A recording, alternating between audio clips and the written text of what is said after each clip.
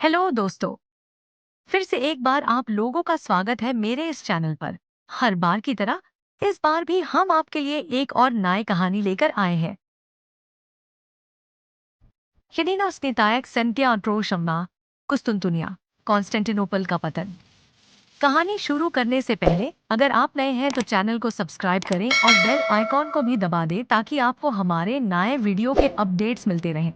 तो चलिए शुरू करते हैं। कुस्तुनतुनिया कॉन्स्टेंटिनोपल का पतन 1453 में हुआ और यह घटना इतिहास में एक महत्वपूर्ण मोड़ के रूप में देखी जाती है। यह बाइजेंटाइन साम्राज्य की राजधानी थी और इसे मध्यकालीन दुनिया का सबसे महत्वपूर्ण और प्रभावशाली शहर माना जाता था। यह कहानी इस प्रकार है। पृष्ठभूमि कॉन्स्टेंटिनोपल, जो कि वर्तमान में तुर्की का इस्तांबुल है, बाइजेंटाइन साम्राज्य की राजधानी थी। इसे 330 ईस्वी में रोमन सम्राट कॉन्स्टेंटाइन महान द्वारा स्थापित किया गया था और यह 1100 से अधिक वर्षों तक ईसाई दुनिया का एक प्रमुख केंद्र बना रहा। इसके मजबूत किले, विशाल दीवानी और रणनीतिक स्थान ने इसे लगभग अजेय बना दिया था। उस्मानी साम्राज्य का उदय 14वीं और 15वीं शताब्दी में उस्मानी साम्राज्य ने तेजी से विस्तार करना शुरू किया।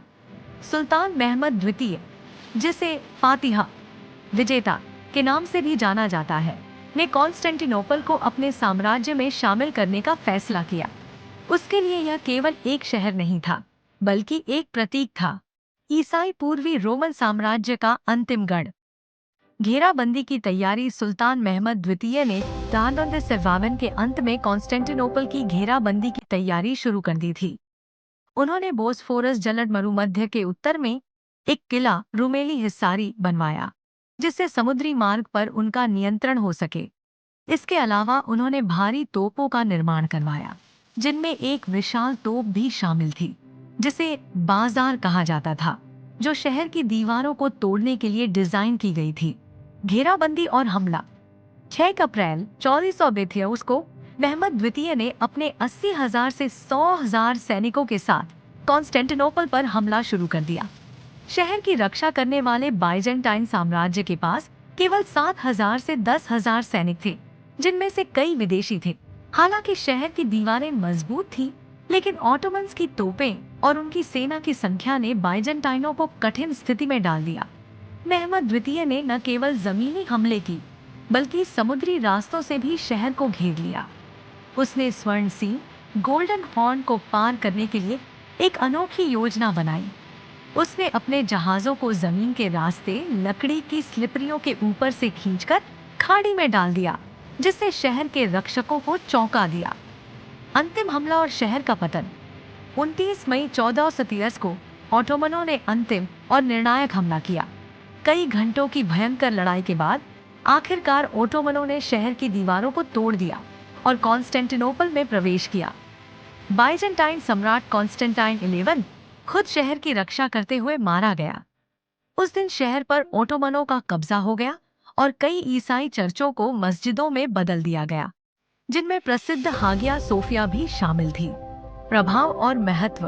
कॉन्स्टेंटिनोपल का पतन न केवल बाइजेंटाइन साम्राज्य के अंत का प्रतीक है, बल्कि यह मध्यकालीन युग के अंत और आधुनिक युग की शुरुआत को भी दर्शाता है। इस घटना ने यूरोप में भी व्यापक प्रभाव डाले।